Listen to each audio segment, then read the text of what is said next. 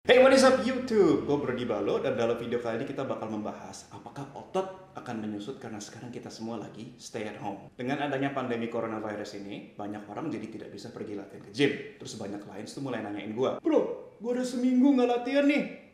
Otot gue bakal nyusut nggak?" And so in this video gue bakal menjelaskan kapan otot itu mulai menyusut dan hal-hal yang bisa kalian lakukan untuk mencegah penyusutan tersebut. Pertama yang butuh dimengerti, saat kita ngomongin sel otot dan kita lama tidak latihan, kita pasti bakal notice badan kita jadi agak lebih kecil. Badan kita ini hampir 70% terdiri dari air. Dan sel otot terutama itu bisa menyimpan banyak air dan glikogen.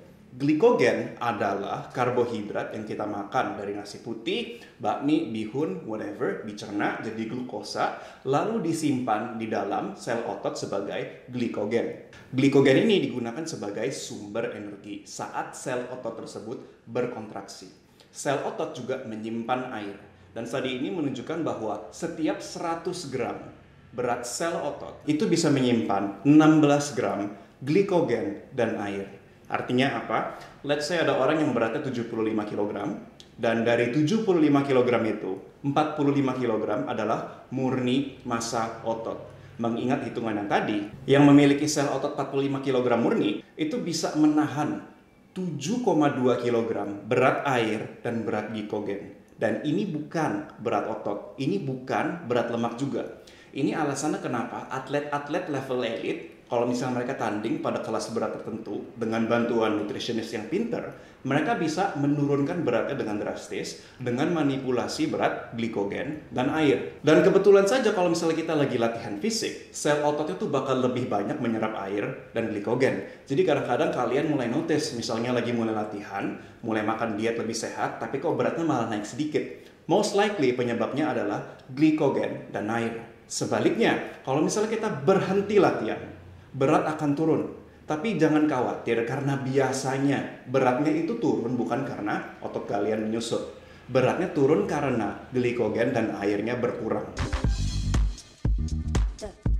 That's the first thing you needed to know. One thing is for sure though, misalnya kita latihan fisik sudah agak lama, lalu kita selama 1 minggu berhenti total, itu sudah cukup untuk menyebabkan penyusutan otot. Kalau kita hanya tiduran seharian, contoh paling gampang, orang lagi sakit. Dulu gue pernah kena demam berdarah, dan saat demam berdarah itu selama 1 minggu gue tidak bisa gerak sama sekali. Cuman tiduran karena memang harus istirahat.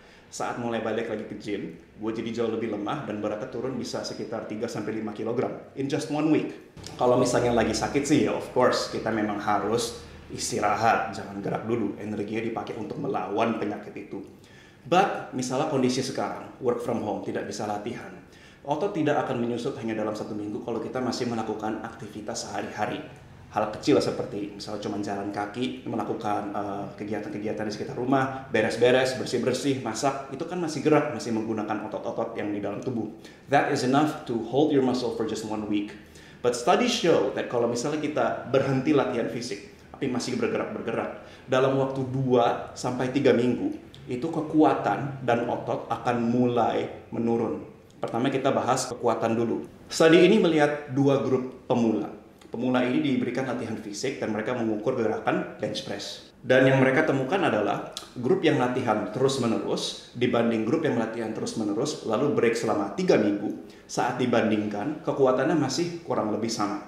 Jadi, kalau ngomongin kekuatan untuk pemula, 3 minggu tidak latihan, biasanya masih bisa dipertahankan. Kalau untuk atlet yang level elite, yang misalnya udah ikut kompetisi powerlifting atau weightlifting, hanya dalam 2 minggu stop latihan, kekuatannya bisa menurun. Semakin tinggi skill seseorang dalam suatu gerakan, ngangkat beban hanya perbedaan 5 kg, 2 kg, itu bisa membedakan kalian menang perunggu, emas, atau silver.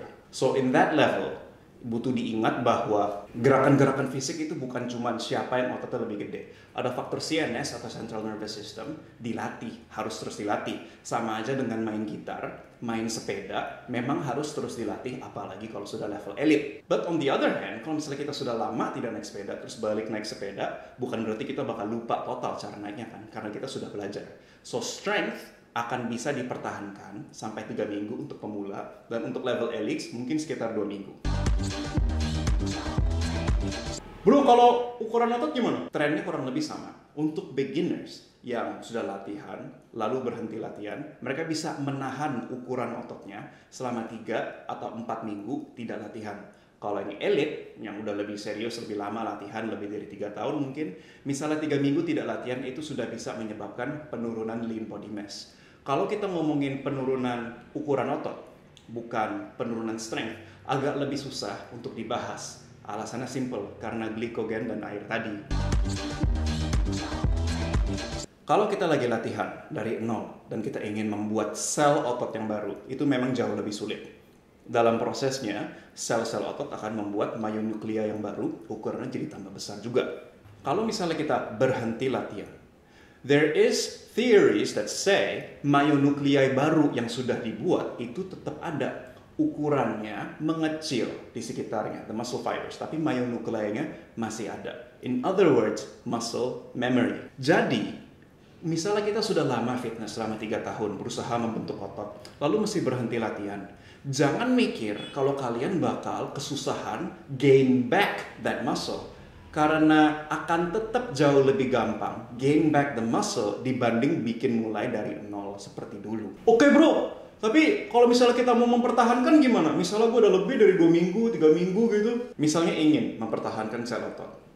Sadari bahwa membuat otot baru itu susah. Tapi kalau hanya mempertahankan, itu jauh lebih mudah. Misalnya sekarang kita lagi latihan fisik untuk membuat otot baru. Kalau mau mempertahankan doang, studies menunjukkan bahwa kita hanya butuh melakukan 1/9 dari volume sebelumnya pas kita lagi mau muscle building untuk mempertahankan. Did you hear that? Kita hanya butuh melakukan 1/9 dari volume sebelumnya. Jadi misalnya dulu latihannya kayak begini, pas lagi tidak ada pandemi untuk membuat otot baru, misalnya cuma mau mempertahankan, kita cukup melakukan 1/9 dari ini saja. But if you are older, yang tadi gue bilang 1/9 cukup, itu lebih berlaku untuk orang-orang berumur 20-35 tahun. If you are older than that, mempertahankan massa otot akan sedikit lebih susah. Kalau kalian sudah lebih tua, di atas 35 tahun, tetap latihan fisik tapi volumenya diturunkan jadi 1/3 saja, itu cukup, bukan 1/9. Oke, tapi latihannya gimana? I can't answer that karena itu akan sangat tergantung fasilitas yang kalian punya apa. Kalau gue cukup beruntung emang punya home gym di rumah, jadi gue tetap latihan seperti biasa, like nothing's happening. But gue udah bikin latihan simple di rumah menggunakan alat seadanya. This is a good time to just go out and buy a pull-up bar, maybe a dip bar. So if you do simple resistance training seperti pull-ups, push-ups, squats di rumah, itu sebenarnya sudah cukup kalau target kalian hanya mempertahankan massa otot. Check out my video kalau misalnya kalian nonton, latihannya sudah cukup menantang menurut gue, apalagi kalau target hanya mempertahankan. That's it guys. Thank you so much sudah nonton video ini. By the way, if you like the videos yang gue bikin selama ini, it would help me a lot kalau misalnya kalian klik like dan subscribe, akan membantu di algoritma YouTube. Dan gue akan berusaha untuk upload video baru setiap hari Kamis. So stay tuned.